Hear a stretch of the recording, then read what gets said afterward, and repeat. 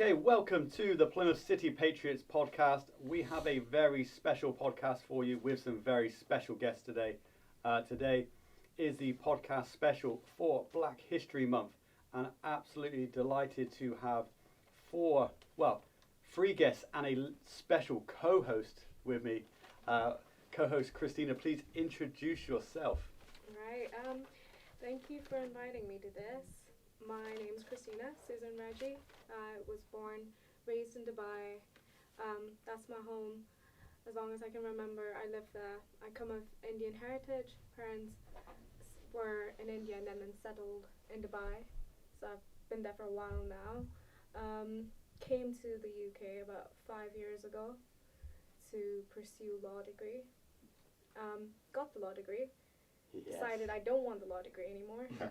So I still have it with me, but I'm just in your back pocket, ready to Yeah. just throw out there one day. Like, boom, I know the law. But came to Plymouth to pursue a master's in sports coaching.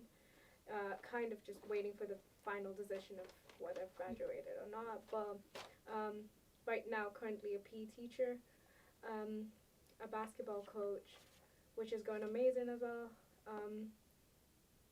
As well as I'm playing a little bit of basketball for the NBL, under the NBL for Plymouth Mason Patriots. So that's going great as well. But Perfect. Yeah, So, thank you very much.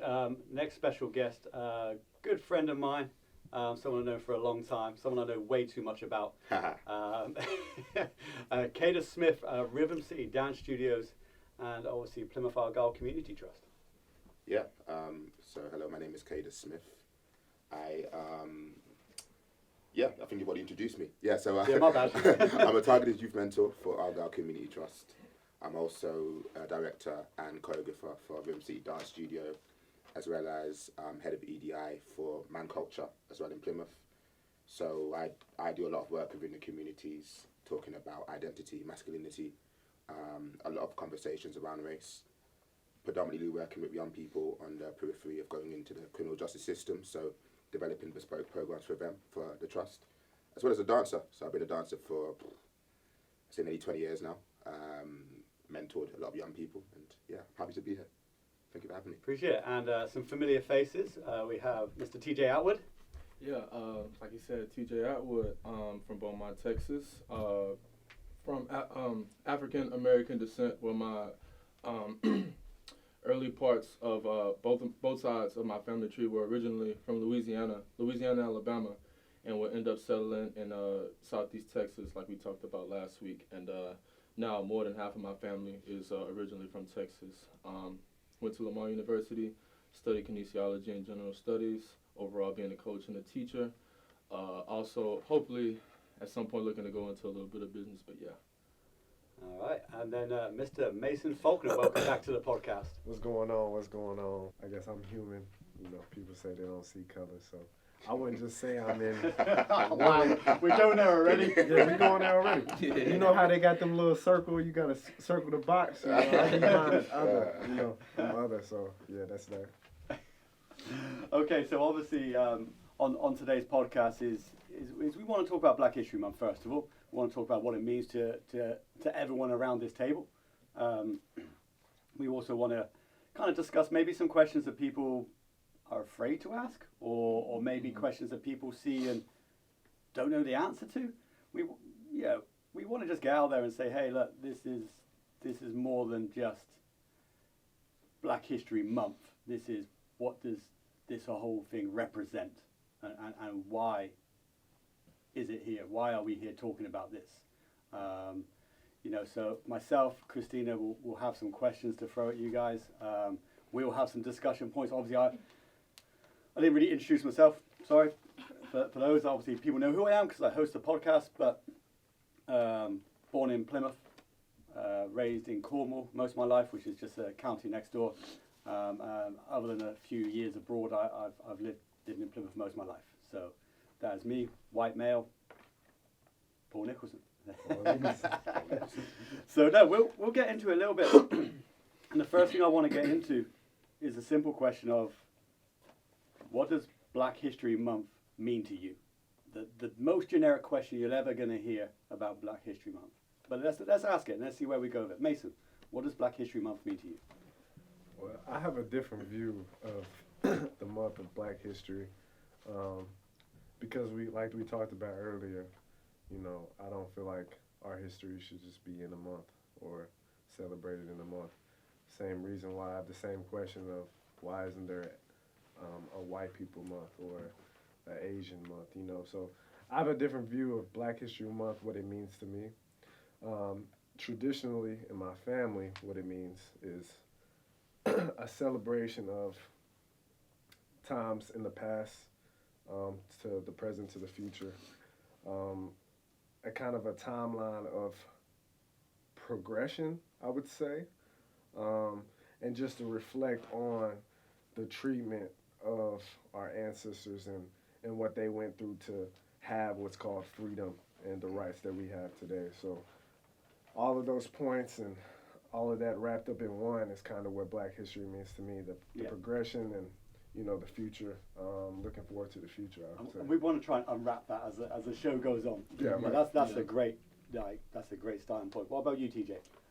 Well, kind of stemming off from what Mason said, it just, for me, I'm just like, when I think about that, I think about just like being grateful, first of all, because it's been so many of my ancestors or people that's not even related to me somewhere down the line has gone through so much to make sure we have those equal opportunity chances. You know what I mean? Like how we'll get into it later too. We talked about like white privilege. Like to me, things like that don't exist because like for my ancestors way back then, they had to work for every single thing that they got, even if it was just for a little bit, and it just continued to progress. And the reason why we celebrate Black History Month now is to like celebrate everything that they went through and all the sacrifices they made, so that way we can have these opportunities to even just sit in this chair, for me to even be where I am right now. You know what I mean? Yeah. So it's just to celebrate everything that they've done in the past, and just each and every day continue to be grateful for that. You know what I mean? And not lose sight of that, because without them, we wouldn't even be sitting right here right now. Okay. Kadus? That's really, I appreciate that answer. I think for me, when I think about the month, the first thing that comes into my head is just transforming narrative. So I know that when this month comes along, it's an opportunity for us to celebrate, and it really has a big impact on identity. So when I think about Black History Month, for me, it's just about making sure that those stories are told, that what we see in the media is transformed by celebrating these positive narratives about Black people and and our impact in society. Because I do believe that, yes, Black history should be more than a month. But yeah, that's definitely something we're going to continue to get into. That's what it means to me. It's just about, transforming that narrative and how we can push the conversation forward. Okay, so for me personally, Black History Month, I think is, and this is me saying this as a white man, it's for me, it's hard to feel confident to talk about it. Let's be honest, right? Because it has a completely different meaning to me as it was to you guys. And to me, the biggest meaning is more about education of why you celebrate it, why it means that to you, why it means this to TJ Atwood, and me actually understanding something that I was never taught. So for me personally, in a nutshell, it's about the education of what has been, and that turns into celebration, and that turns into kind of memories of maybe friends of mine that have been through difficult times, and how we can go to change this and make more people educated about it and spread the word. So I think for me it's certainly different for you. It's going to be. It's obviously going to be. But yeah, so in a nutshell for me, it's education. Christina?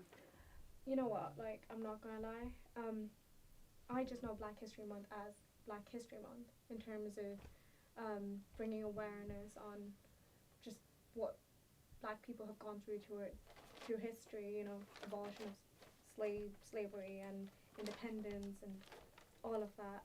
So it's something that I just feel like it needs to be taught more. Not many people are aware of why it's called Black History Month. So it's definitely, for me, just a celebration of what we've overcome from the past and how we're moving forward with everything that's been changed and just bringing that into light. So on that, with speaking to Mason, to TJ, or to Kadus, anyone can jump in on this. Is that what an answer would be expected? Yeah. I know that sounds like a. I mean, yeah, but I feel like the reason that we extended it to like Black History Month now is because at first, back then, during those hard times that they were going through, which we know nothing about, like it was just a lack of appreciation for them for such a long time. So while they're doing all of these great things and just getting overlooked and they're not getting the recognition that they deserve, back then they weren't, but now we are. This is just our own way of honoring them to, just let them know that we appreciate everything they've done. Yeah. Okay. I think it's weird because like the narrative again and the stories are slightly different because obviously I'm from the UK, so Black History Month for us was slightly different in terms of again around that word around identity.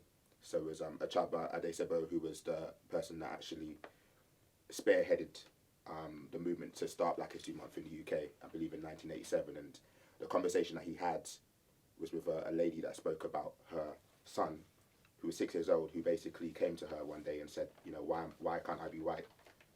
And it was that story that kind of stuck with him around identity and what it means to be Black and what it means to be proud of the skin that you're in.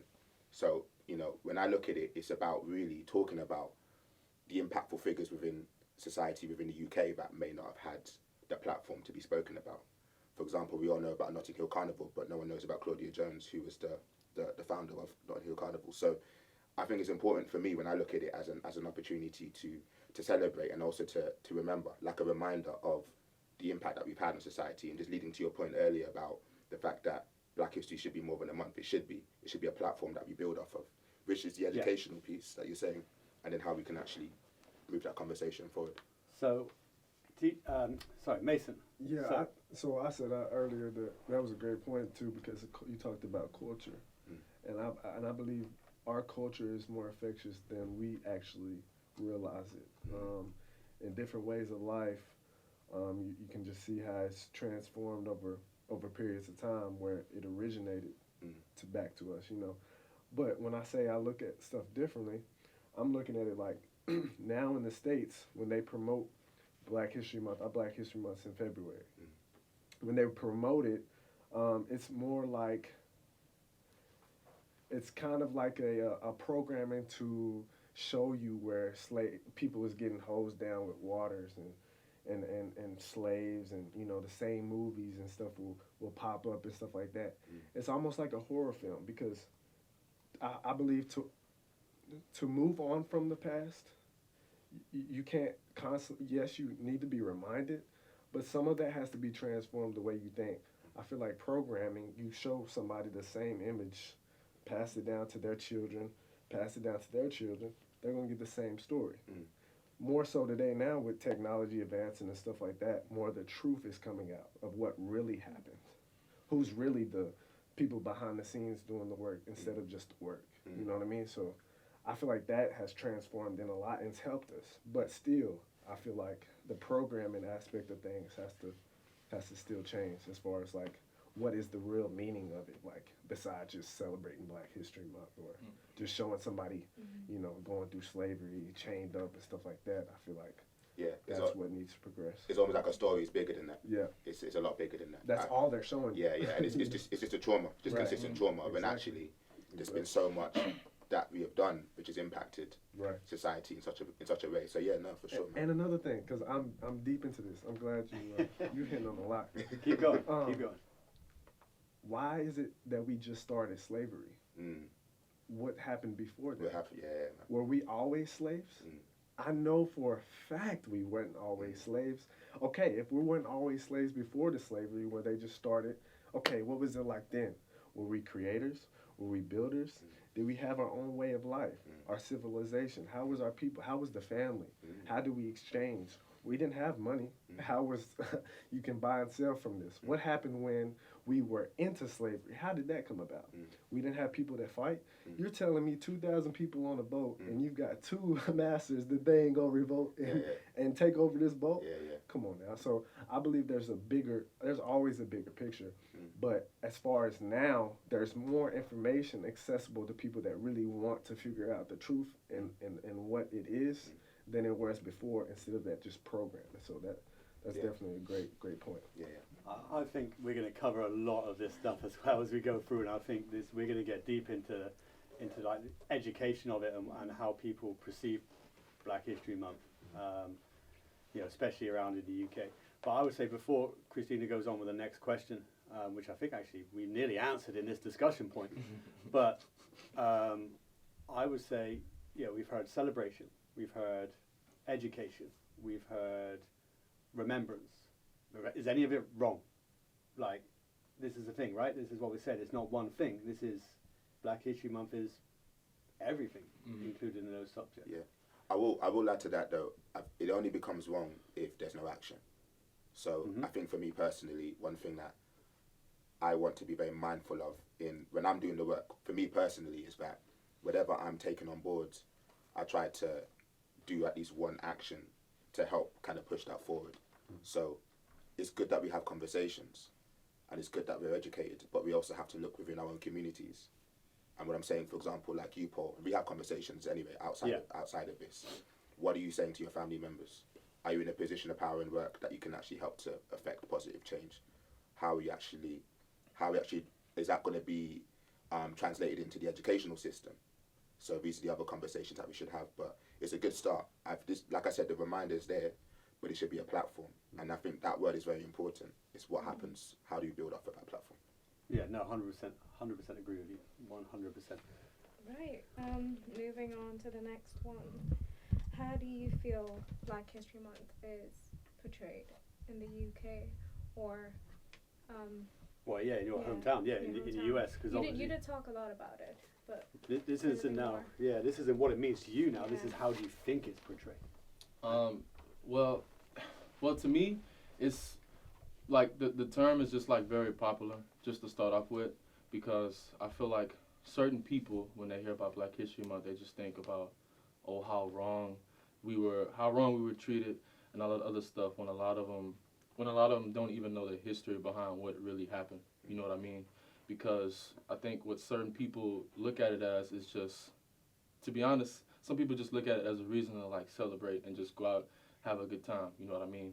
And there's nothing wrong with that, but I feel like before you do any of that, you should like really look down deep into the roots. Because if they were still here and they would see all of the stuff that's going on right now, do you think they'd really be proud of how we act some of the time? You know what I mean? You're saying like educate before you celebrate type situation? Exactly. I feel like you should know what really happened back then, you know what I mean, and what's going on nowadays, you know. Have we really progressed? That's a great question. Have we went backwards? Are we? Because back in the day, bro, we tried to keep our business in house. Yeah. But now our businesses, anybody can find out anything about you, whatever you thinking by this. So have we really progressed, or are we kind of stuck in time or going backwards? Because if you're not progressing, you kind of, you know what I mean? It's hard to progress in certain levels of education when it's so easy to access everything, like you're saying. I could go on my phone, and I ain't gonna lie, I've been on my phone before I came to here to do this podcast to educate myself a little bit more. Is that right? I think it is, but I think at the same time it's also wrong, because maybe that education should be installed a long time ago. You know, should I have to go to Google to find out an answer to something I'm asking? That shouldn't be the case. You can't blame me for that, though. Yeah. No, but that's what I'm saying. We're going into education. We're going into, we'll go into the next question off this as well, straight away, about like education in schools. We can relate these next two questions. Is there enough going on in schools and in colleges and in universities? I would say from a young age, so I'd probably cancel out university and colleges, actually thinking about it. I remember in school, I remember vividly talking about the Aztecs. I remember talking about the Vikings. I spoke about that last week, Told me a little bit about that last week. I don't remember being educated on slavery, black history. I don't remember that. Or the Ethiopian empires. Yeah. The Or Moors. what the Moors. Yeah. You know. We could go on for forever, I guess, with these things, and I wasn't educated on that stuff. I didn't know. I was in a all-white school in a little village in Cornwall. Probably where the people who needed that education more than anybody. I don't know. It's yeah, and that's interesting you say that because actually I'm trying to figure out where my brain's gonna go. So let it go. Just let it out. We're a safe So, place. So I did some work with Ivy Bridge Community College early this year, and I worked with a lot of young people from different, and I say global majority. We don't really say ethnic minority backgrounds anymore. And one thing that came out. Sorry, I'm really sorry. Yeah. Why? So when we're looking at it from a global perspective, I'm not an ethnic minority, so I'll be a global majority, right? So we want to try to look at it more further away from pigeonholing us from where we are now in the UK, or where we would be, and actually open up that scope a little bit more. So like theoretically, we're almost pigeonholing ourselves.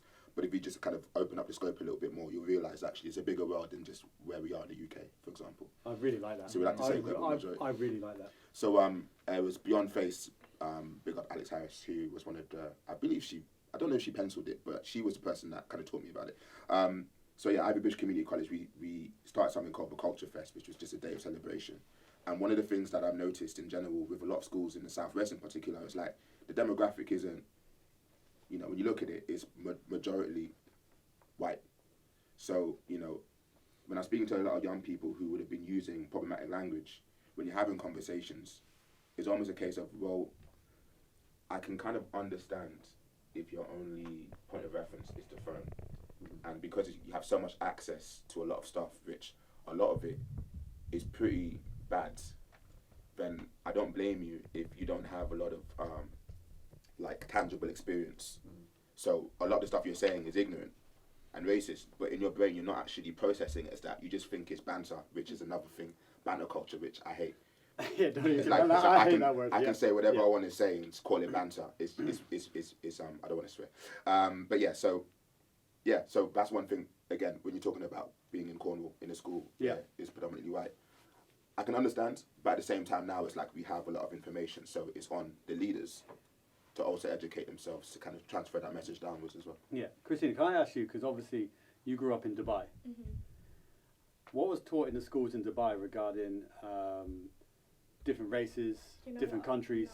I knew nothing about Black history, nothing about it.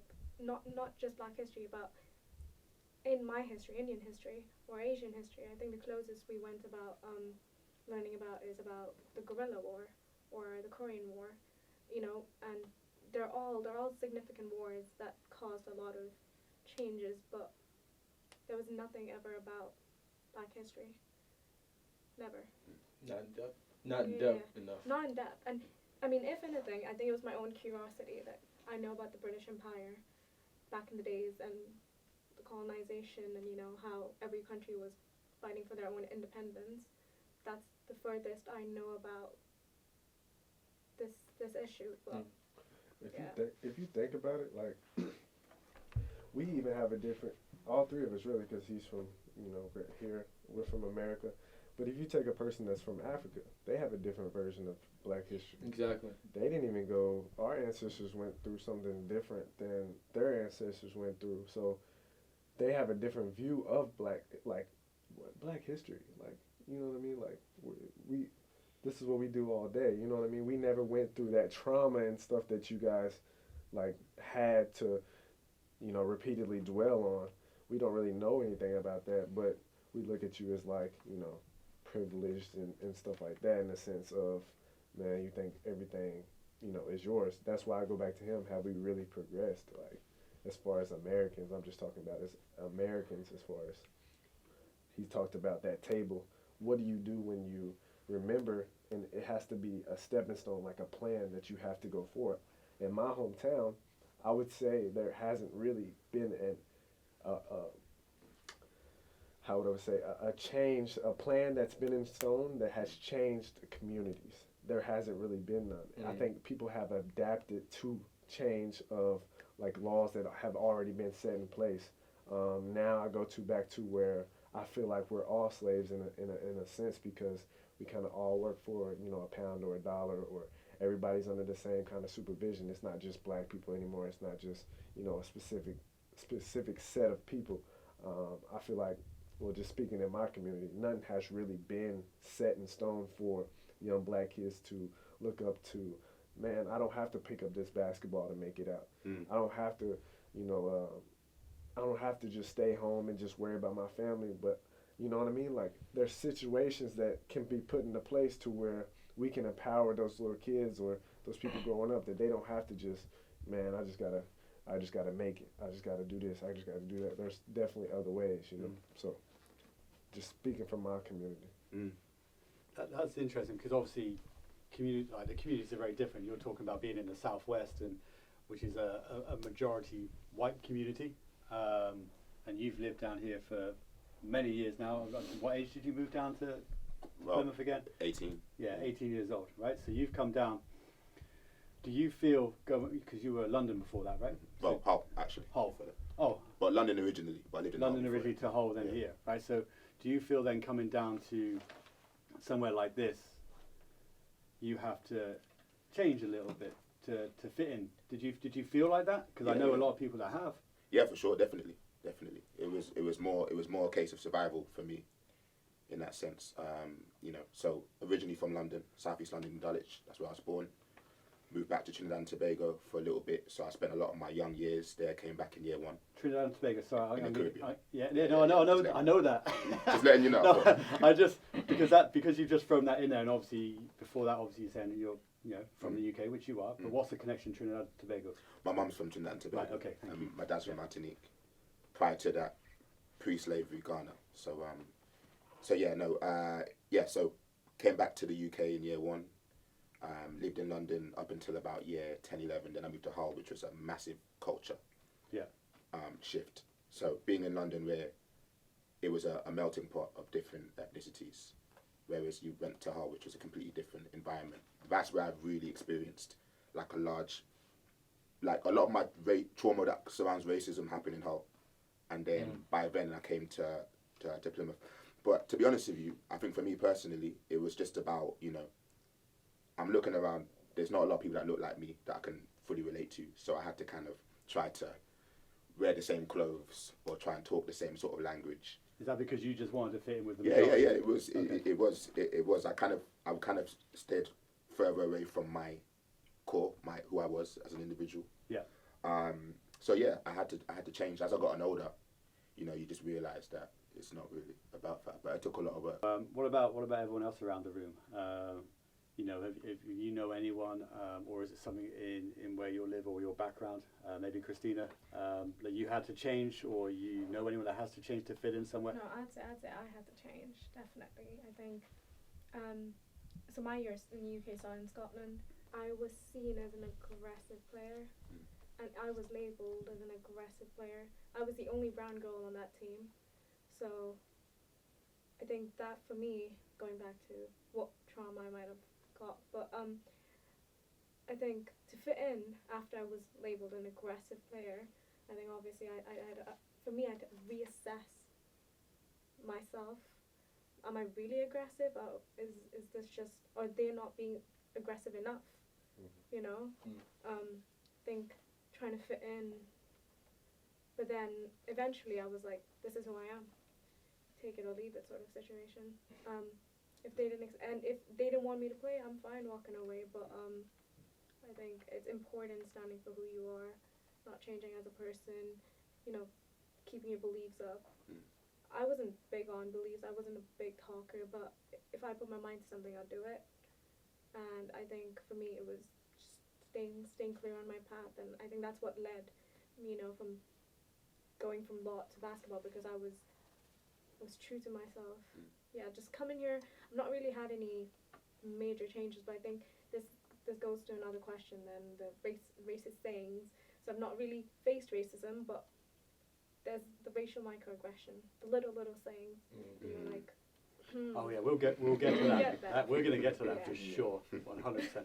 What about you guys? Obviously, growing up where you did, did you witness anyone or know of anyone who had to maybe change their cultures or beliefs to fit in somewhere, or So a quick story before I get to the quick story. I've been to certain places in the U.S. and other places, for example, in Europe, where I get, when somebody looks at you at a different way, you know what I mean? I don't want to get too deep into that, and I'm just, say walking into a store or whatever, and, they just look at you just a different way, and they just get like alerted or whatever, and they just may, like a woman may switch her purse to the side, and they just may start walking. See, that's what. See, you know what I mean? I was about to ask you something Yeah. then, but then you changed it straight away, because looking at you in a different way, sometimes you can go, okay, is it because I just look different to what's here? Yeah, I was getting But to that as too. soon as you said change that purse out of the way, Yeah. Like then that's a whole different story. Yeah, like I've been to different places in Europe to where I can pretty much, I can tell like how they're looking at me. Like if you're looking at me just being curious because you don't see somebody like my height or like my skin color, every day, then that's fine. I don't have a problem with that. But like when you grabbing your kids or something like that, when I'm just walking in the store acting like a regular person, and you switch your purse to the other side and just acting funny, you just your eyes just get this big. I'm all right. Come on, bro. Like I'm not a criminal thief or anything. I'm here for the same reason Just you trying to are. buy some milk. Exactly. That's it. Or Dr. Pepper. That's it. You know what I mean? Other fizzy drinks are available. Yeah. But as far as me personally, that's been the worst for me. But I do have a story that my great grandmother on my mom's side had to deal with. She was pretty much working around that time. The same time the bus boycott situation was going on in the U.S. She wasn't really like per se fighting that, like everybody else may have made a big deal out of it. She just respected the rules. She was just a really respectable woman. I never got to meet her personally, but sweetest woman ever from what they tell me. And she had to deal with that situation to where she's just riding a bus trying to get home, and she's a far away from home, 3-4 hour bus ride, and obviously somebody that's white of color happens to get on the bus, and it's a full bus, and she's the one that has to get up, and so now she's standing for pretty much that whole ride back home. You know what I mean? Wow. So sorry, was there something that made her have to get up? That was how it was, back in the U.S. You know what I mean? All of the bus boycotts and fighting for equal rights. You know what I mean? Looking at a black person the same way as you would any other person. All that hadn't come into effect just yet. So that's just how far ago that was. Now the year I can't exactly remember. You know what I mean? But that's just something that she had to deal with, and she didn't necessarily fight it. She was just that respectable woman that just had to get up and pretty much stand the rest of the bus ride. You know what I mean? So that's just something that she had to deal with. So, that's personally from what I know, from what my family has talked to me about. You know what I mean? Yeah. But thankfully we came a long way from that. And back to what me and Mason was talking about, that's that little bit of progress that we happen to have now. We still have a long way to go, but still, you know what I mean? I just feel like every time we talk about something like this, it's still a long way to go. It's still a little bit of progress. Yeah, I know like every little helps. I get that, Exactly. but that's freaking crazy. Exactly. Like you need to be in a position where that could possibly still happen. It's just ludicrous. It could happen, but I think now there's more freedom of speech. And if someone tells someone to get up, You like to if think you there's need to people say, that will stop that, "Come right? Mm-hmm. Yeah. there's spaces up in the back. Go get your own seat. TJ, like Karen, if I wanted that purse, I would just go take that purse. You sitting No, because I'm just like, do that for that purse. yeah. I'm just looking at the time like, bro, really? Like, you really finna act like that? I'm like, I can kind of not relate, but I had an experience similar when I took a junior team to Estonia. So I took a junior basketball team, under 14s player to Estonia. Actually, one of those players, and this is the guy I'll talk about, was Corey Samuels, who plays for Bristol Flyers. Patriots fans love him. No, they don't. They always give him some stick. Hey, I'm gonna keep my mouth closed on that one. I'm gonna keep my mouth closed. Right, but when he was a 13-year-old boy, we went to Estonia, and I had to have several conversations with him because he was one of 2 black children on my team that I had to explain that whilst he walks around the streets of Estonia, some people might look at him differently. And when you're 13 years old and the question is simply, why? That's a horrible conversation to have. And at times you feel very unqualified to have that conversation, because you have to explain to someone that there's people out there who may look at you just because you are a different skin color to everybody else in their town, and that's purely the reason why. It's because maybe they haven't seen a black child walking around their town, or it could be because they don't want to have a black child walking around their town. It's different, and you don't know that reason why sometimes. But you, in your situation, obviously that reason was very obvious. So those conversations are hard, and that stuff, that was only, I don't know, 10, 12 years ago. Which is... Feel for them, really. Yeah, and maybe it's just that small town, but it's when you're that young, and you have to have those conversations. That's very intense. Yeah, for sure. I understand. Yeah. Well, moving on.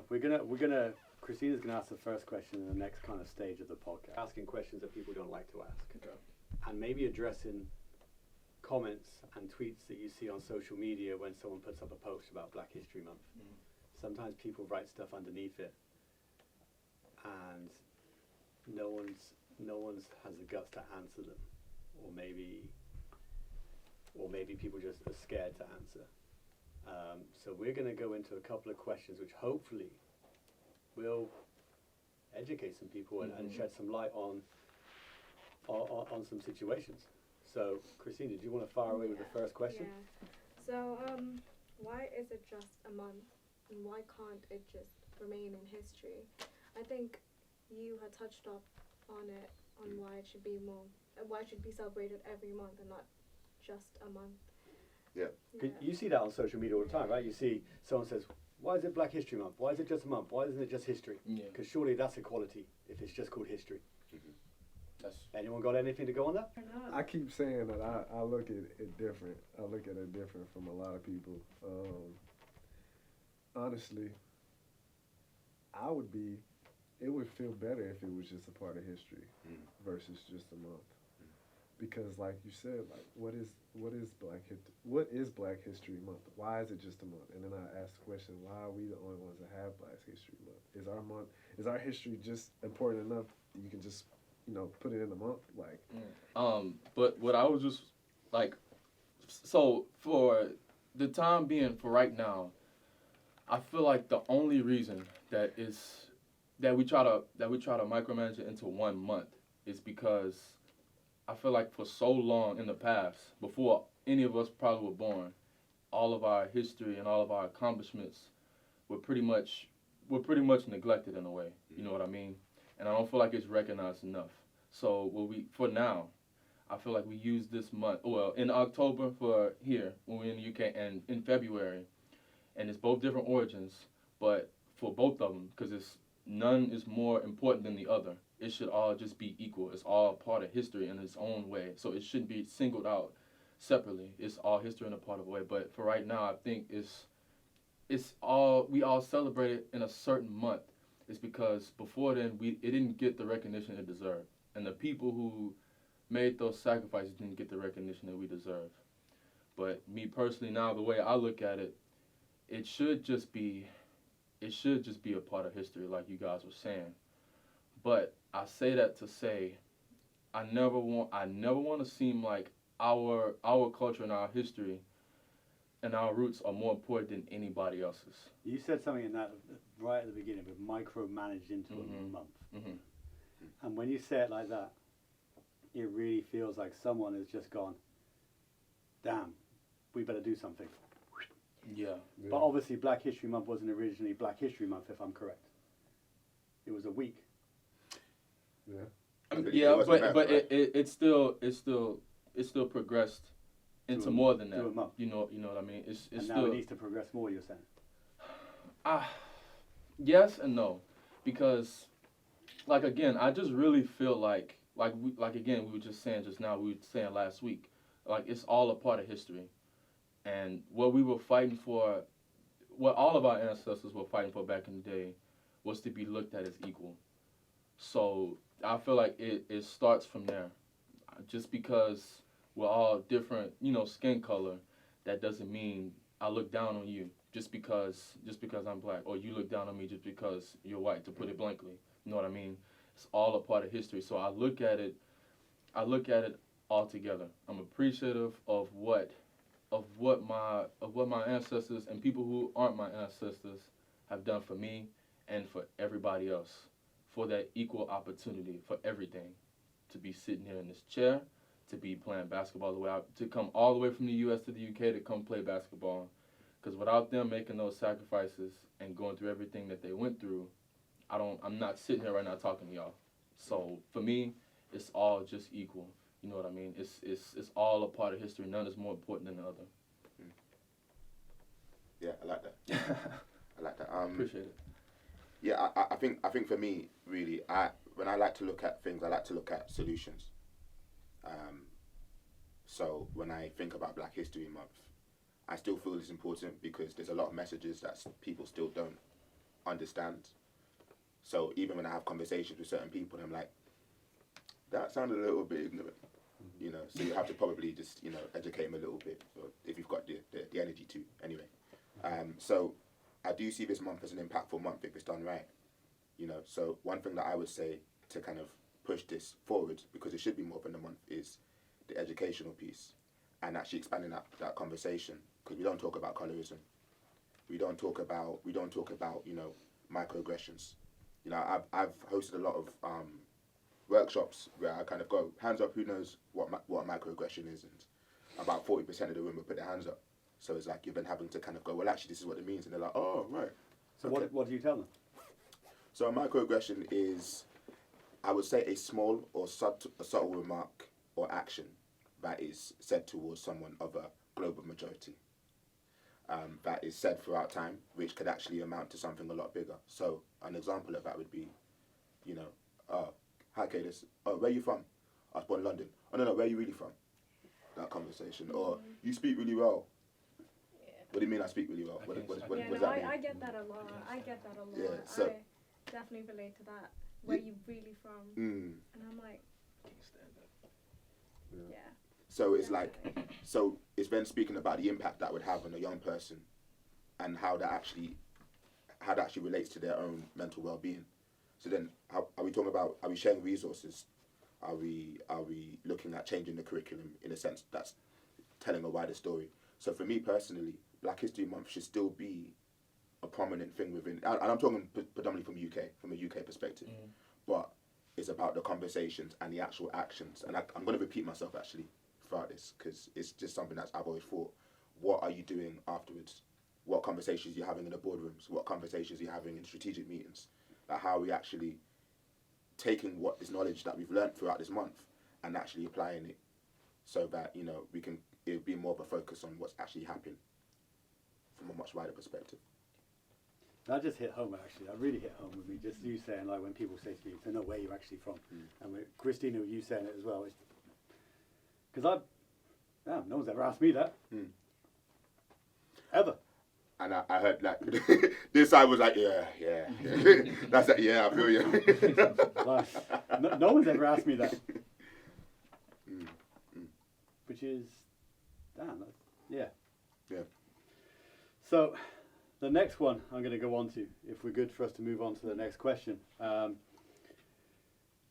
People of other races can sometimes feel awkward talking about Black History Month.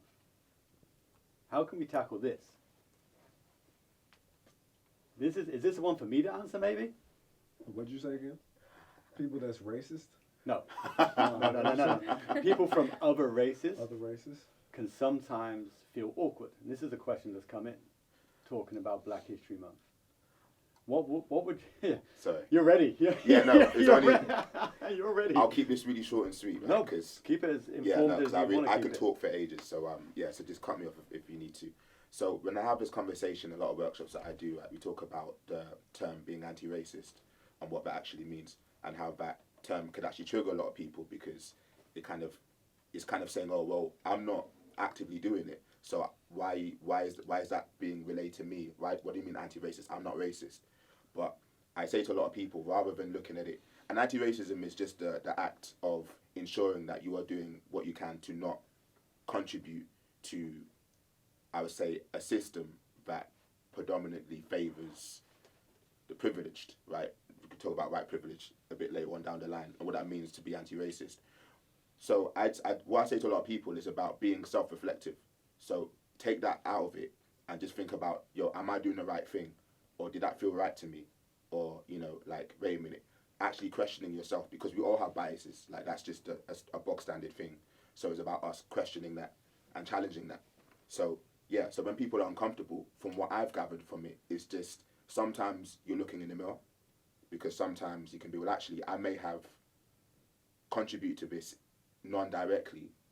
So, actually, I may have been a part of this problem that a lot of people are facing right now. So having that conversation may trigger that. And I think as well, like you said, some people are just uncomfortable talking about race. Like, it's like I don't want to say the wrong thing. Yeah, that's it. Like, sometimes you get a situation where actually I don't want to upset anybody. I don't want to make anybody angry, so I'm gonna say nothing. Yeah. And then you ain't learning anything. Yeah.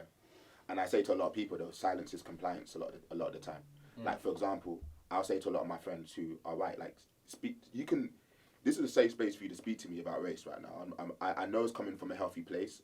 You know boundaries and respect, so I know that you're not going to cross the line. But, let's have that conversation. And I think that once you start that conversation, then you'll realise, oh, actually, wait a minute, that makes a bit more sense. But like you said, I think you just have to be brave enough to have it. Is this, I want to ask Christina this quickly, is this familiar, obviously, with you having parents from India and you being from Dubai? Just regarding people maybe not asking you the right questions about your background.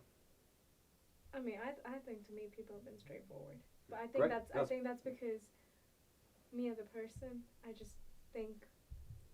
Oh, don't worry. I'm not hoping you give me a negative answer. No, it's not negative. Yeah. I think it's also the person you are. Like if you're a tough person, and not tough, but someone who, you're not very open to people, no one's gonna come ask you things. But I think because I can talk and because I'm not very closed off, people just come directly and ask me stuff. I think sometimes it's a bit plain, like, oh, you really like spicy food, yeah? I don't like spicy food. I don't like it. But it's, you know what I mean? But that's what you're talking about, right? That's what we're saying, those things. Quick point on that, because I get this quite a bit. Like, now that I've come to Europe, I've been to different places. Now I now act European, quote unquote, and I'm just like, because like I like having my coffee in the morning or that type of thing. Or just stuff like that a lot of people back in America they not got really, coffee in America too. But it's just like from where I'm from, not a lot of people drink coffee, especially my age. Not even at an older age. So now they just not look at me. They would just think that, okay, now that you're playing in Europe, now you're European, now you act more European. Like, what does that mean? Like, maybe I just like my coffee in the morning. You know what I mean? Or just something simple like that. Like, Yeah, no, I agree. I think as black people, the next step, because he mentioned survival mode, I think we need to get out of survival mode because we've been in survival mode for so long.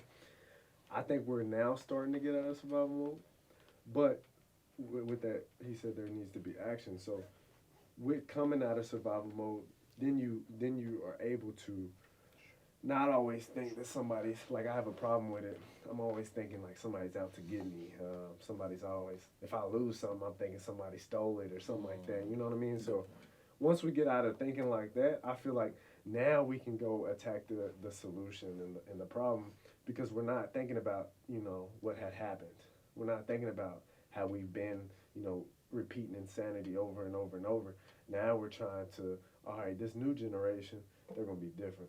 They're going to be thinkers. They're going to be innovators. They're going to be, people that actually put stuff to paper and make action about it. And then we just pass it on down the line. So I feel like black people, it's good to have these conversations and bring light to solutions and stuff like that. But we as a whole, we need to pick each other up more. I feel like we spend, like he just said, people at home, he drinking coffee in the morning, they're calling him European now. We tend to not point the blame, but we tend to look at somebody that's different as a negative thing. I'm just talking about black people, instead of like, man, he can make change in a lot of people's lives. What he's doing, I got this little kid.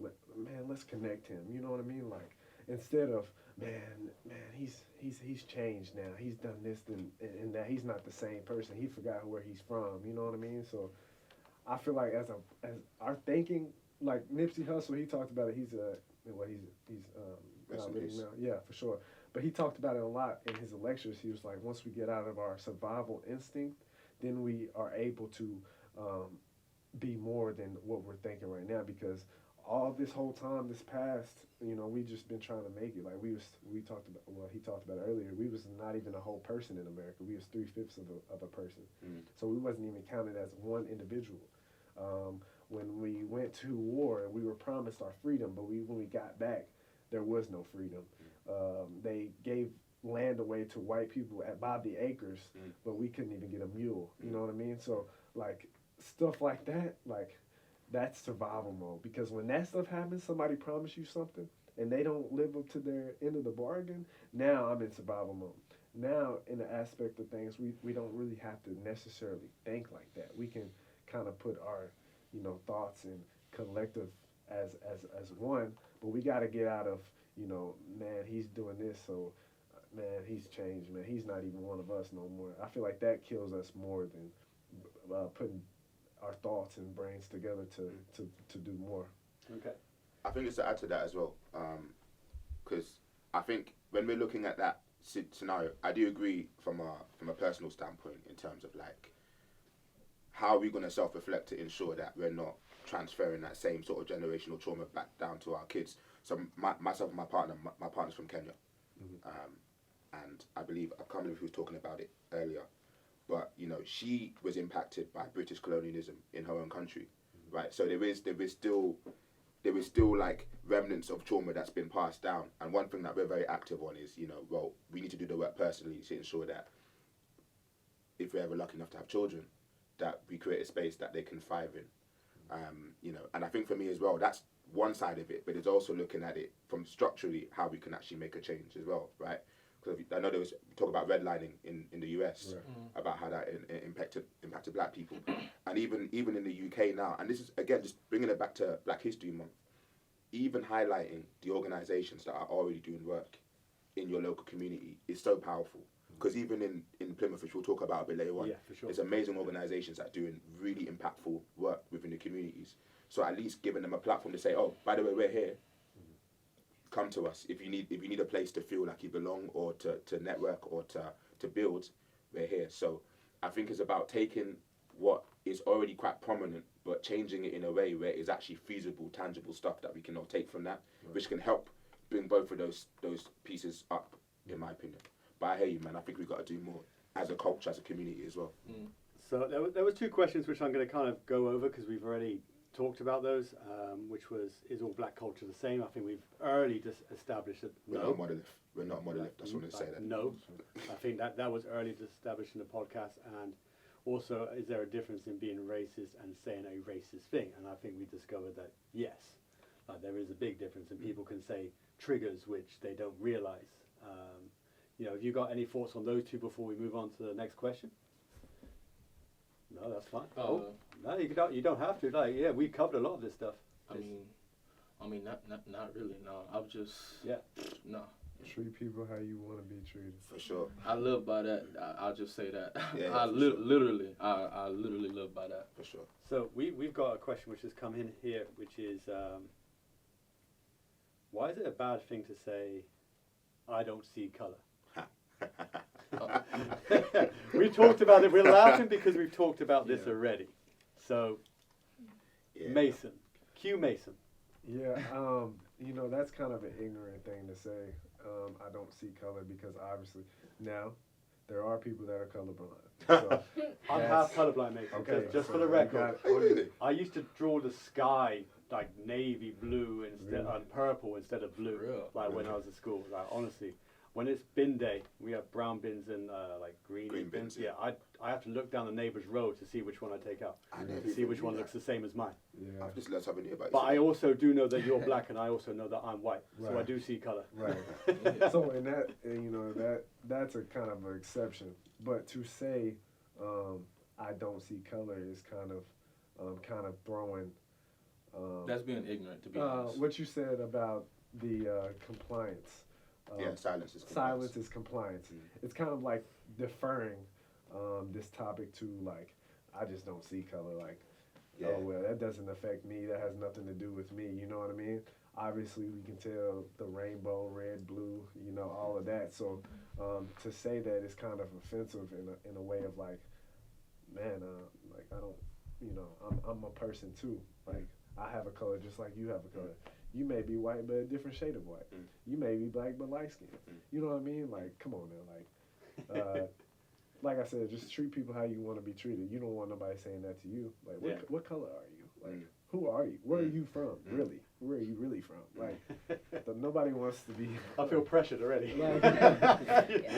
You're looking straight at me. You say that with some vim as well, bro. Are we done yet? Wait a minute. It's been 1 hour and he's already sweating out. So yeah, that's what I would say. Okay. Yeah. So Christina, next question, please. What is white privilege? I said I'd go on this.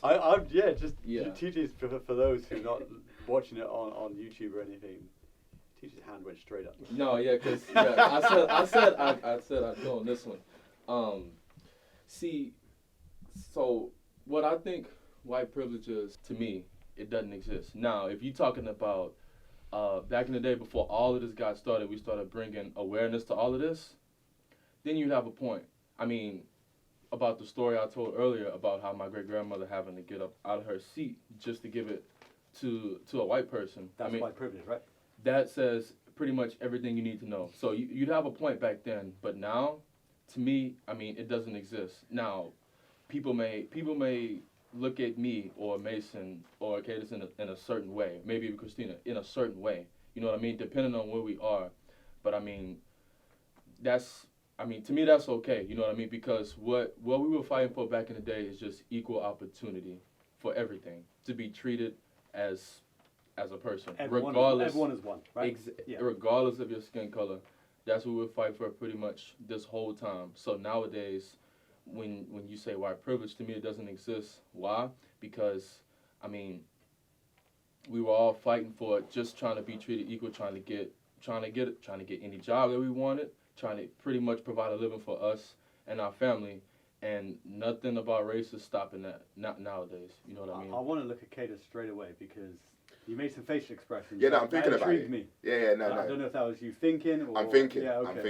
I'm thinking. I mean, shoot, if you got something to say, go ahead. Yeah, I don't want to stop you. No, talk. No, but like nowadays, to me, it doesn't exist. To me, in all honesty, to me, that just sounds like an excuse. Because we live in a day and age to where if you want something bad enough, you'll find a way to go and get it, regardless of what it is. So there's two, I think about that two different ways as far as white privilege, but that's a great point because when I'm just hitting on black people as far as the next step. That's what we have to stop doing, making excuses for the reason why. Now, there are situations, environments, everything could be messed up for this child, yada yada. Okay, that's another exception, but I feel like we put the blame on everybody else instead of reflecting on what we can do in the moment, who we can affect, how many people we can bring to light and shine our light by what we do, as being a black man or a person of light because we're playing professional basketball. So when people look at us, we're kind of not an anomaly, but we're kind of a one percenter. You know what I mean? In the aspect of things. So when we stop making excuses and pointing the blame, and it's hard, bro. It's hard, but that comes from that survival instinct because we're always trying to we're trying to move on. We're trying to keep up. We're trying to move on and innovate. But that's another thing. That's what I tell my community because my dad talks about it a lot. He has a lot of influence in our community. He talks about that wall because where I'm from, it's very small, and most people don't even leave the community, the city limits. Honestly, I know many people that have never left, even going to the next city 15, 30 minutes away, just because they're in that wall. And he talks about you know, people growing up, you know, as a kid and stuff, they have so much aspirations, and I want to do this, and I'm going to do this, and I'm going to do this, and I'm going to make this money, and I'm going to have this. But then they hit that wall, and they just revert back to what they know. Yeah. And I feel like that's part of the solution to us as people of light, because we have to somehow tell them, like, man, you know, if you get knocked down, just get back up. Gotta get back up. You don't have to just fall in the rut of what you know. There's a whole world outside. Like, this is my first time ever leaving America, and I've seen and adapted to so much that I can tell a whole village of people back home. You still don't know what a cookie is. A cookie is, no. We talked about. You call it a biscuit, bro. It's a cookie. Yeah. So, like, all of that stuff, man, like, I'm just, like you said, I'm grateful and blessed to be in a position to where I can, you know, my people back home, like, man, you went to Europe, and how was that? And you went to, where was you at? And you was playing basketball, and how was it there? But then on the flip side of things, I'm like, all right, man, you got to make sure you handle these books right so you can get a scholarship. If you want to play, or you want to take your mom outside of your house and you want to provide for her, this is what you have to do, because I've been where you're trying to go. You know what I mean? I'm going places that you're dreaming of. You know what I mean? So, like, I feel like that's a huge point in our community, bro. A huge point. Yeah, true. I mean, shoot, between what we both said, I mean, that's pretty much it. Like, it just doesn't exist to me. Like, it's no way you can tell me it exists. No way.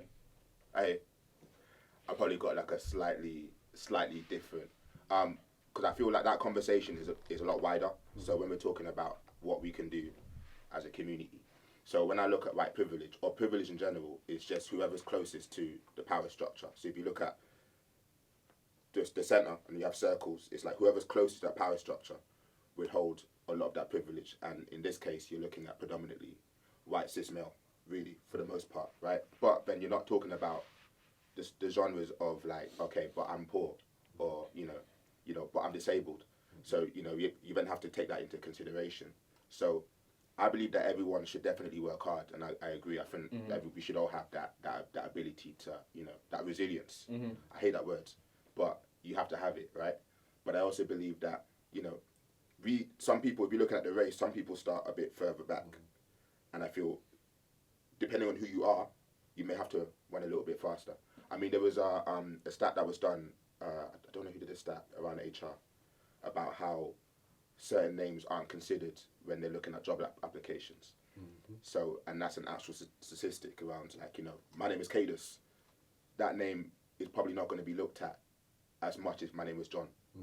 So that in itself is privilege, right? Because, so those are the things that we can't ignore. And I feel that, I guess the conversation would be about how can we disable or pick apart a structure that has favoured a particular group of people, so that everyone has that similar sort of platform to build off of. But at the same time, accountability and hard work should be applied to every single one of us, because at the same time, you're not going to get anywhere by standing still, right? Like when I look at the work that my granny did, she came over, she worked in the NHS for 30 plus years. She was telling me stories about how she was trying to serve somebody and they were calling her the N-word while she's trying to, save their lives. And it's, some very, very important bits of information that she gave me, and it just kind of highlighted the importance of actually working hard. You know what I mean? Or my mum, she ran a florist in London, which got disbanded due to Margaret Thatcher's reign. That's another conversation altogether. But again, she told me about what it is to work hard. But we also saw the impact of the structures that kind of made things a little bit harder for her to thrive. So I think it's a bit of both. I think we have to kind of acknowledge it, but at the same time know that we should also do the work as well. So it's like a balance of both. For sure. Okay, so before we move on to the next question, I'm gutted that I have to say this, but Mason and TJ do have to go. And I think we need to pick up these conversations that you're missing another time. For sure. I'm so down for that. Because you guys you're going to a school to do some coaching, which is great. Doing some bits in the community, teaching the next generation, educating the next generation, something that we've obviously discussed there. So guys, thank you so much. Have you got any kind of quick 1 minute words you wanna sign off with Just today's thank you. podcast? Thank you for having me, and thank you for the opportunity. That's it. Yeah, thank you. And I want, we're talking about Black History Month, but I want us to, as a people, whoever's listening, let's search for the truth in everything. Not just in Black History Month, not just in, whatever heritage or culture you're from. Try to search for the truth in everything, because nowadays, there's so much information. There's a lot of bluff and there's a lot of fluff that people are being fed, mainstream media and stuff like that. So whether that's a book, whether that's, you being online for hours just to find out what the root of a word means, where it comes from, how it relates to this, what it, translates to other languages, what it means. Like, just do your research, because that's where you really grow. That's where you really grow as a person. That's where you really grow, shaping your, if you have children or the kids that you come into contact with. Because honestly, a lot of this division that we have as far as racism, classes, whether that be middle, low class, poor, or wealthy, is all because we don't know the truth of what really originates, where it comes from. So once we find out what the truth of stuff is, then that will free everyone's mind to we're all one. We're all human. We're all either boy or girl, whatever you may label. We all have a heart. We all love. We all have feelings. We're happy. We're mad. Stuff like that. So we're all related and close tied together than people really think. And once people come together on a united we stand type, whether you're black, white, purple, or red, I feel like as a whole, as a, people from different countries, then I feel like that's when we'll get back to, everybody on the same page. We exchange goods not for just money or not for, empowerment of one's social status or this and that or a pride thing. It's more of like, man, you need something? I got you. All right. If you need to talk, I got you. Nobody, you don't have to go through this on your own. There's always help. There's always somebody that you can talk to. Just sometimes being in open arms and just being there, being present for somebody is worth a person's life. Another second on earth, where they can help that person and help another person in a different aspect of things, of where, man, you helped him, so, man, this one dude helped me that one time, man, and I'm going to do the same for you, just because he didn't have to do that, or she didn't have to do that. So appreciate this opportunity to talk. No, thank you guys for coming on. Always grateful. Amen. Always grateful. So obviously, thank you for Mason, TJ. Unfortunately, they have to go. So we're still here. Me, Christina, Kadus are still here. And yeah, I think it's safe to say the podcast has run over the allotted time. But I think it's okay. I think it's well worth it. And I think these are conversations which need to be had. So we're going to carry on the questions. And this is an interesting question, because I hear this question get asked so much on social channels and no one ever answers it. So why do some black people use the N-word but nobody else can? you chuckle. But Yeah. I need, because it's such a minefield. Yeah, I mean, it shouldn't be. It shouldn't be a minefield, but it is. It is a minefield. Yeah. So I think that question really, I believe, is asked from people who are not black, right? So Yeah, of course. okay, so the N-words. Well, mind you, though, you also have black people who say that and say, but it's out of context. So we maybe need to talk about that as well. Yeah, of course, and everyone is different. So I'll just talk about it from my perspective and how I see it. So me personally, I don't like using the word because there's way too much blood attached to that word for me to use it. However, I understand the idea about ownership. So, about taking that word back. Where does it come from, though? Because this is the thing, right? Some people don't answer the question, or some people Yeah, so they don't actually know what. So it it has means. Spanish roots. It has Latin roots. Really, it's basically talking about someone who isn't human.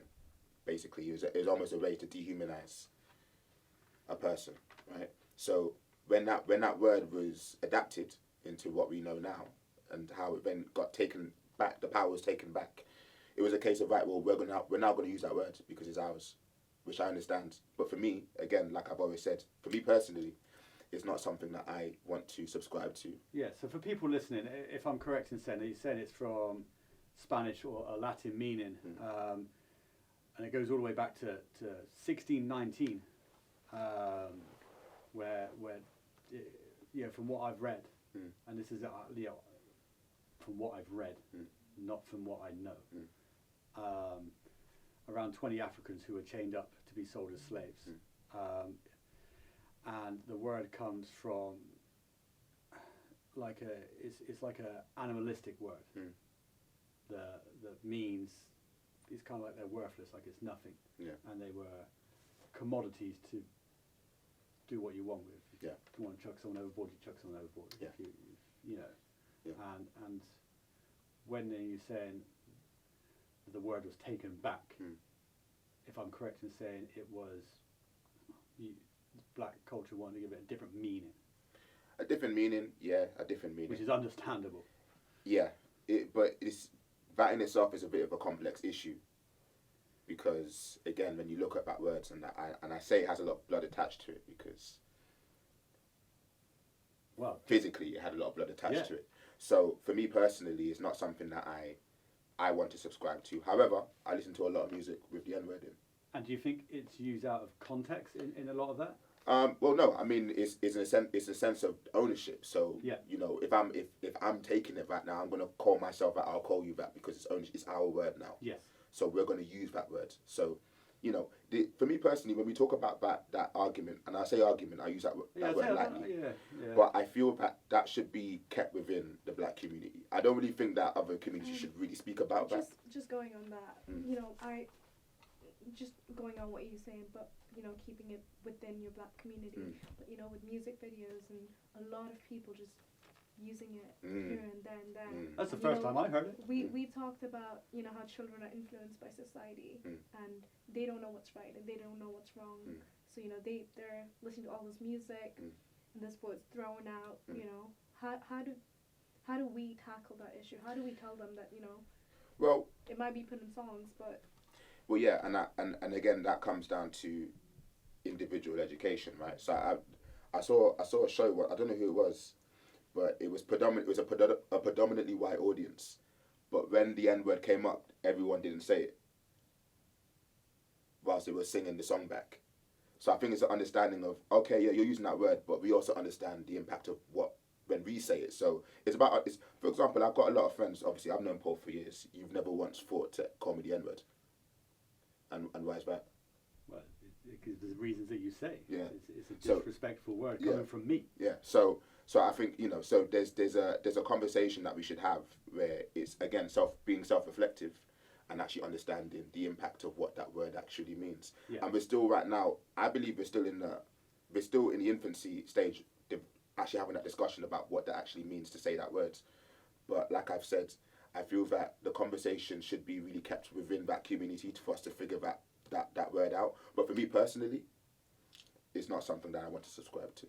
Yeah, so for people listening, if I'm correct in saying it's from Spanish or a Latin meaning, and it goes all the way back to 1619, where from what I've read, and this is from what I've read, not from what I know. Around 20 Africans who were chained up to be sold as slaves. And the word comes from it's like a animalistic word that means it's kind of like they're worthless, like it's nothing. Yeah. And they were commodities to do what you want with. If you want to chuck someone overboard, you chuck someone overboard. Yeah. If you know. Yeah. And when you're saying the word was taken back, if I'm correct in saying it was black culture wanted to give it a different meaning. A different meaning, yeah, a different meaning. Which is understandable. Yeah, but that in itself is a bit of a complex issue, because again, when you look at that words and I say it has a lot of blood attached to it because physically it had a lot of blood attached to it. So for me personally, it's not something that I want to subscribe to. However, I listen to a lot of music with the N-word in. And do you think it's used out of context in a lot of that? Well, no, I mean it's a sense of ownership. So Yeah. you know, if I'm taking it right now, I'm gonna call myself that. I'll call you that because it's ownership. It's our word now. Yes. So we're gonna use that word. So, you know, for me personally, when we talk about that argument, and I say argument, I use that word lightly. Yeah. But I feel that should be kept within the black community. I don't really think that other communities should really speak about that. Just going on that, you know, just going on what you're saying, but you know, keeping it within your black community. But you know, with music videos and a lot of people just using it here and there and there. That's the first time I heard it. We talked about, you know, how children are influenced by society and they don't know what's right and they don't know what's wrong. So you know, they're listening to all this music and this word's thrown out. You know, how do we tackle that issue? How do we tell them that, you know, well, it might be put in songs, but well, yeah, and again, that comes down to individual education, right? So I saw a show. I don't know who it was, but it was a predominantly white audience. But when the N-word came up, everyone didn't say it, whilst they were singing the song back. So I think it's an understanding of, okay, yeah, you're using that word, but we also understand the impact of what when we say it. So it's about, for example, I've got a lot of friends. Obviously, I've known Paul for years. You've never once thought to call me the N-word. And why is that? Well, because the reasons that you say. Yeah. It's a disrespectful word coming from me. Yeah. So I think, you know, so there's a conversation that we should have where it's again being self-reflective and actually understanding the impact of what that word actually means. Yeah. And we're still right now. I believe we're still in the infancy stage, actually having that discussion about what that actually means to say that word. But like I've said, I feel that the conversation should be really kept within that community for us to figure that word out. But for me personally, it's not something that I want to subscribe to. Okay. So next question, Christina. We're firing this all at Kadus now, though. This is the thing. I know. Now TJ and I know. and Mason have stepped away. This is all coming at you, my friend. Can you be racist to your own race? Wow. Yeah. So I think in order for us to talk about that, we then have to talk about racism and what that actually means. Because racism is to do with structures. It's with structures and power within that structure. So, you know, if I was to look at the definition of racism, it would be hard for me to be racist towards Paul, for example, because the structure doesn't benefit me. So it's not racism. It's like, it's how much influence can you have within that structure. Now, I don't say that I fully subscribe to that idea. I do believe that we can be prejudiced. But if I was to be racist towards my own race, I do believe that there could be a talk around classism and, you know, around different sort of factors. But for me to say I can be racist to my own group, I don't think that's possible. I mean, for example, though, there could be a case where I own a business and, you know, I don't give someone a job based off my own prejudice towards them. But then that's a different kind of conversation to have. Okay, that's a very fair answer. So just finishing off these questions before we talk about some stuff which is going on in Plymouth and final words. Is it okay for other ethnic backgrounds to embrace Black History Month? And is it all about history? Is it more than that? Yeah, so I believe that this is a conversation for everyone. So Black History Month, I believe, is a conversation that we should all be engaged in because, like everyone has said, Black history is history. You know, as well as other histories, it's important for us to understand that and to see the impacts that it's had because we've all benefited from a lot of those, what's the word I'm looking for? We've all benefited from a lot of those inputs from different people within history. So it is something that everyone should be involved in. And what was the second part of the question? Is it all about history? Because actually, what we're talking about here is, we've talked a little bit of history. Actually, we just talked a lot about prejudice, racism. Yeah. I mean, it's so much more than just history, like food, music, clothing, dance, everything. I think it's all part. It's so much more than just history. I think it's definitely something that I would love to, you know, look into more and help my Black friends be more happy about. You know, be more. What's the word? When you're when you feel good, proud, Mm. when you're proud about it, you know. And yeah, I think it's. Yeah. I think it's something that everyone Should be involved in. Be involved. Yeah, 100%.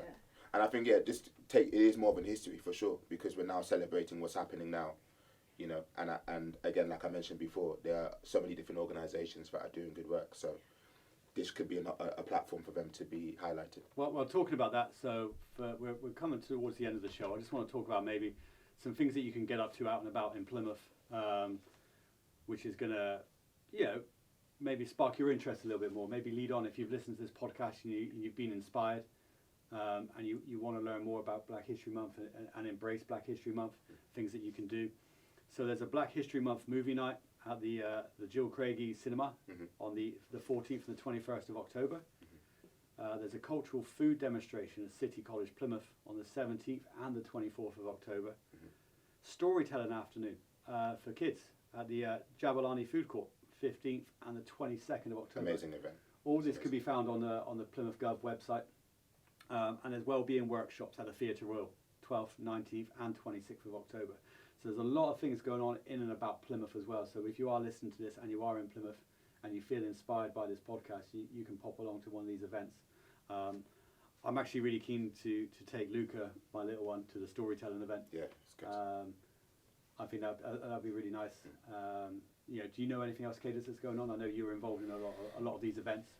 Yeah, I mean, if you want to find out a bit more, there's also the bazaar. So we have an event that happens, I believe, on the last Saturday of the month, at the box. So that's led by DBI. So there's various stalls with different foods, cultural items and whatnot. So I think that'd be really good for people to check out. But to kind of get a wider scope, I would look at Plymouth Hope. I would look at the DBI. I would look at what PDREC are doing in the city. Argyle Community Trust are doing a lot of work around Jack Leslie. I know there's some events that's happening there. Within the schools, there's a lot of work that's happening. So my partner, Linda Dwera, she's actually started up a podcast called the Fusion Podcast in Lipson School, which again is providing a voice for a lot of young people of the global majority. So check that out on Spotify if you can, because it's out on platforms. So there's a lot of different things happening. But look at those organisations, because you know they will be very tapped into what's happening in the city. Okay, so final questions, and I'm going to lead this one because I'm going to ask you, Christina, and I'm going to ask Kadus, and I'm going to try and answer it myself. If you could implement, yeah, that's it. Put your paper down. Put your paper down. You don't need that anymore. It's coming straight from the head. You can hear the. If you could implement one thing to improve knowledge of Black History Month, I know this is going to be a difficult thing. I'm talking one thing. What would that be, Christina? I think, for me, it would be where I'm seen right now. I know I'm seen in my Plymouth Marjon Patriots as a player. I know I'm seen as a coach under the basketball academy, you know. So I think it would be correcting aggressions there and then. If that's the one thing I had to do, was telling people on the spot that that's not right thinking. And that gets them thinking, and that gets them curious, which, you know, I think that leads up to the next steps, but I think it's correcting, it's the small things that might create a bigger change. So you're talking like face-to-face impact. I say at this point, yeah, you got to be direct about it. Yeah. You got to be direct. I think being, like, just saying stuff behind people's back is not going to help anyone at this point in age. I think being direct, being nice about it, of course. Not attacking them, but in the most humblest way, telling them that, you know, this is wrong. That's not okay. Yeah, that's not okay. I think that's the best way to move forward. Yeah. Yeah. So before I go to Kadus, I think for myself, if I could implement something, we're talking about implementing something which is going to affect change, even if it's at a small level, because maybe those people that you can change then change someone else, right? So it's changing opinions and everything else. So I think one thing I would like to implement is encourage, well, actually no, I need to implement it. So I think maybe in the educational system is having these awkward conversations. Is having, I know you're doing a lot of work in schools making this happen, Kadus, is actually making sure we understand Black History Month is not just about reading Google, listening to the news and saying the right thing because you don't want to be seen not to say it. I think we need to get people in rooms, and I think whether you say whatever race you're from, whatever background you're from, you should be talking about it to feel comfortable talking about it. And I think you're going to learn more from those face-to-face interactions in schools. So whether that's more workshops, whether that's government funding to get people out and about to do this sort of thing, I think having those face-to-face conversations with the people that are going to mould the future, with the children, and that's something I would, that's my change I would like to see more of. I know it's happening. I just feel it needs to be a must. I hear. Yeah. Yourself? Yeah. I mentioned before earlier about transforming narratives.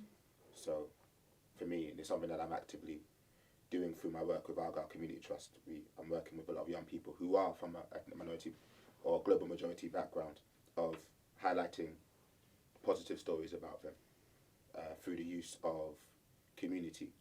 So I think it's important that, anyone watching this to really lean on your community, wherever you're watching this, because I'm very sure that within your communities there are individuals or groups of people that are actively doing the work. So, through them, you can use that as a platform to help transform the narrative, because that's what it should be about for the most part. There's been a lot of times where we have seen negative imagery of people that look like me on TV or in media, and not enough positive imagery.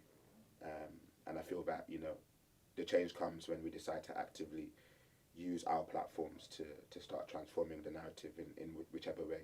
But one big way I say is through your community. All right. So that wraps up, which has probably been our longest podcast of the season so far, and rightly so. Kadus, thank you. Thank you for having massively for coming in. Christina, thank you for Thank your you for having your me. first appearance on the Yeah. podcast. Hope you enjoyed it. No, I think this was definitely something that I was really excited about, and coming in and hearing everyone's perspectives definitely opened another eye to me. Yeah. And obviously thank you to Mason and TJ. I'm going to have to say, and actually, do you know what? This is, I think, maybe an important thing, and we talk about having these conversations before I go. And before I was hell of a nervous about this. I ain't gonna lie to you. Right, we're talking Black History Month. I'm hosting a podcast about Black History Month, and I'm white. I can see this. I know this. And I'm sat there with yourself, Kadus, and then we've got TJ and we've got Mason. I felt underqualified to do this, and maybe that's part of the problem, right? Maybe that's a part of the problem from a younger education, that these conversations need to happen. These things are meant to happen. Yeah, but I always say to a lot of people when we have this conversation is, you're not going to have all the answers. I don't have all the answers. No, right? of course. So I feel that, it's that human element of knowing, yeah, I'm scared. Of course you're scared. Of course you're going to be anxious about having this kind of conversation, because it comes from a place of care. And when you care, you don't want to upset anybody, and you don't want to come across like you're trying to almost, negate the opinions of others because, you're worried about what you might say. But at the same time, I also think as well, just be brave. And the fact that you had this conversation, I would say, is a brave thing to do. And I just think that anyone who's listening, just have the conversation. Be mindful, obviously. Some of us don't have the energy to have the conversation all the time, but have the conversation. And just allow yourself to be human. And if you get things wrong, just make sure that it's a safe space for that person to correct you in the way that you need to be corrected. But yeah, that's happened. All right, so to close off the podcast, thank you very much, one, to our sponsors, Ultraviolet 84 for the podcast, who sponsor and help kind of fund the podcast happen, make it happen throughout, make us able to have these conversations. Thank you to the guys at Marjon University here at the BBC Studios. Ryan, you've come down to snap some photos of the day as well. So yeah, thank you guys. Appreciate it. Yeah, I see you back there, producer. I see you, Jamie. You're the Marjons that I talked about, the Marjon students. So thank you guys for making this happen. It's been a pleasure. And that's a wrap.